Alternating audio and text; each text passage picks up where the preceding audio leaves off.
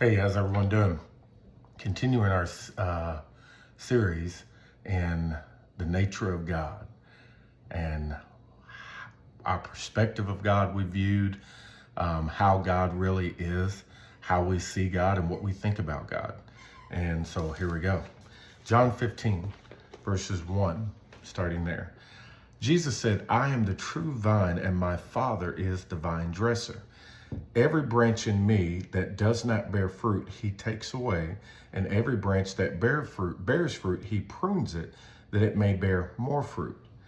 You are already clean because of the word which I have spoken to you.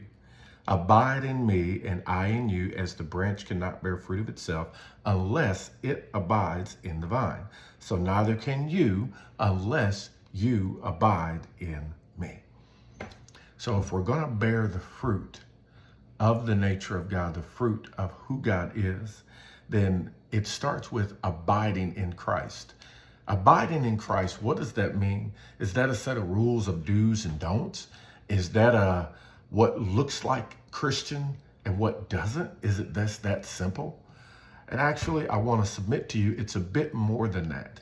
It is not simply, it is not a book of rules of do's and don'ts. Okay. Abiding in Christ is a lifestyle. This means that your very thoughts are abiding in the same thought pattern that Jesus abides in. Now, how do we even know what Jesus's thought pattern was? Well, Jesus tells us. Jesus says in John 14, actually, we'll go there. John 14, verse 7. And Jesus is speaking to his disciples. And he says, "If you had known me, you would have known my Father also. From now on, you know him and have seen him." Now, we may wonder what's going on there, but there's a bit of a Jewish culture going on there, because in Jewish culture, it was said that the eldest son of a family, okay, at a certain point when they reached a certain age, that father would bring that eldest son before the community, and that father would say, "This is my beloved son in whom I am well pleased."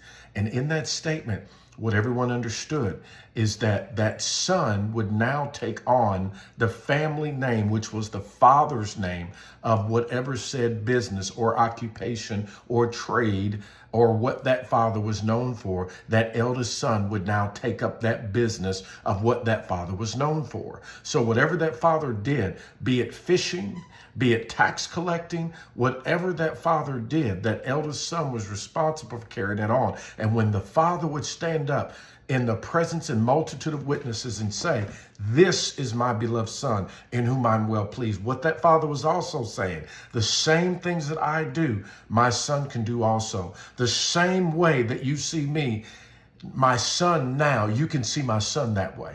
In other words, the father was saying, I'm taking a backseat role, and whatever you see my son do, that is what I have also done and would have done also. It isn't that the eldest son spent a lifetime trying to learn the exact methodology of the way that that father would do things in that said role. But what it did say is that that son now had grasped the nature of his father in such a manner that the father extended such trust to that son to say that with me not being around and in the picture, whatever my son says is what I would have done. However, whatever decisions my son makes is the decisions that I would have made, because this here, my son, has gotten a hold of my nature. This here, my son, knows how to walk in who I am. This here, my son, knows my nature so well that whatever my son says or does, it will be exactly how I would have said and done it. And I am well pleased with that. So Jesus goes on in verse 8. Philip said to him, "Lord, show us the Father, and it is enough for us." Verse 9, Jesus said to him, "Have I been with you so long, and yet you have not come to know me, Philip? He who has seen me has seen the Father. How do you say, 'Show us the Father'?" Father is your point of origin, your place where you come from. How can you show us where we come from? If you've seen me, you've seen your place of origin. You've seen what it's like to actually live and walk after the nature of the Father. If you've seen me. This is what Jesus was saying. Now, back over here to John 15, when it says, every branch of me that does not bear fruit, he takes away. Actually, that phrase takes away is actually, we got to do a little work on that. Because in the original context, what's actually being said, but yet we don't have the vocabulary in our English language to really say it, so it renders it this way. But in reality, what's actually being said there is not every branch in me that does not bear fruit, he takes away. It should read this way. Every branch in me that does not bear fruit, he lifts up from the ground.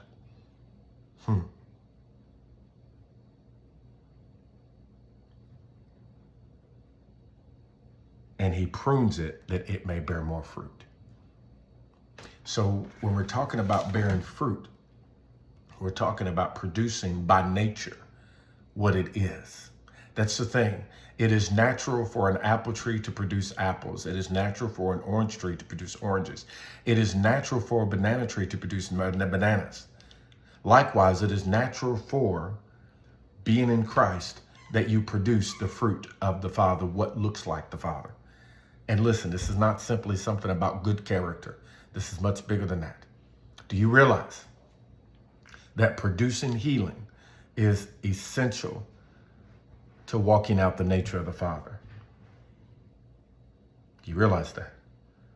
Like, healing is not something that, we usually look external out to get it. And the truth is it's internal, because he says that according to the power that works in you, this is how God will function. This is how God works. The power is not out there in the sky somewhere. The power is in you. Okay. Let me finish here. So every branch that does not bear fruit, he lifts up from the ground and prunes it that it may bear more fruit. So if there's a cutting back, it's not a cutting back to cut you off. It's a cutting back to bear more fruit. Why? Because if you're not bearing fruit, the Father doesn't do abandonment. The Father doesn't do leaving. This one doesn't. But this one does. Bearing fruit, and that much more fruit. Because Jesus has given you life, and that life more abundantly. All right. This is a bit short. This is all I have time for today. We do questions and answers here at Grains of Sand Ministries. And I do encourage you to post questions, ask questions, and we'll go through them. All right. Thank you. Have a great day. Thank you for being with me. Know that you're loved. And remember, here at Grains of Sand Ministries, what we do is help you to acknowledge everything good within you to make you effective in life. Take care.